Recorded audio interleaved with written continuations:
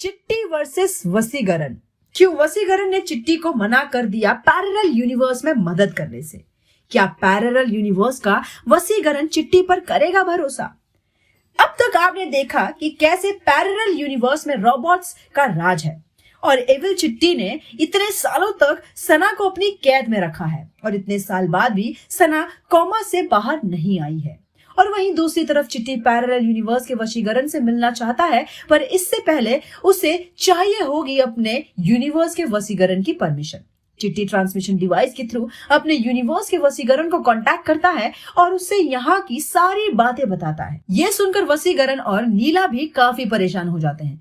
चिट्टी वसीकरण से इस यूनिवर्स के लोगों की हेल्प करने की परमिशन मांगता है। इस पर वसीकरण उसे साफ मना कर देता है और उसे समझाता है कि वो उसकी दुनिया नहीं है, जो हुआ सो हुआ और शायद यही होना था उस यूनिवर्स में। अगर चिट्टी उनकी मदद करना भी चाहे तो अब तक एविल चिट्टी ने पूरी दुनिया पर कब्जा कर रखा है। अकेला चिट्टी भला उस पूरी रोबोट्स की आर्मी से कैसे लड़ेगा? और अगर एविल चिट्टी को इस पैरेलल यूनिवर्स के चिट्टी के बारे में पता चला तो कहीं वो इस यूनिवर्स के लिए भी खतरा न बन जाए, इसलिए चिट्टी को अलर्ट रहना और इस मामले से दूर रहने को कहता है।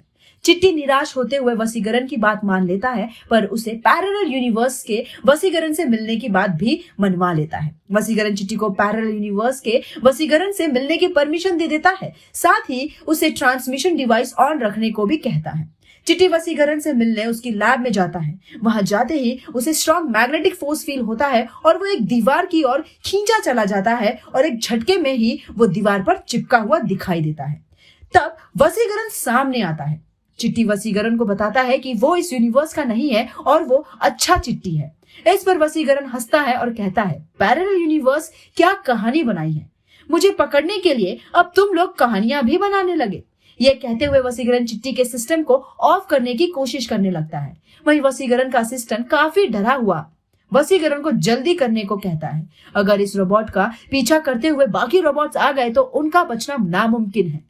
साथ ही उन्हें शायद ये लैब भी छोड़ देनी चाहिए, क्योंकि अब शायद रोबोट्स को उनके ठिकाने का पता चल चुका है। चिट्टी उनको फिर से समझाने की कोशिश करता है और उन्हें ट्रांसमिशन डिवाइस के बारे में और पोर्टल के बारे में भी बताता है, पर वसीकरण उसकी कोई बात नहीं मानता और चिट्ठी के सिस्टम को सक्सेसफुली ऑफ कर देता है। इस पर असिस्टेंट वसीकरण को जल्द से जल्द लैब को छोड़कर भागने को कहता है, पर वसीकरण उसे फटकार देता है और कहता है, आखिर हम कब तक इनसे भागेंगे और कहां तक भागेंगे?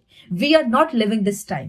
पहले मुझे पता करना होगा कि आखिर इसमें मेरा सिस्टम ब्रीच कैसे किया और हमें इस जंगल में कैसे ढूंढा। वसीकरण चिट्टी के सिस्टम की जांच करने लगता है और उसे ट्रांसमिशन डिवाइस के बारे में पता चलता है, पर वो इसे एविल चिट्टी की एक साजिश समझकर उसे इग्नोर कर देता है। इस पर पैरेलल यूनिवर्स में वसीकरण और नीला चिंता में पड़ जाते हैं।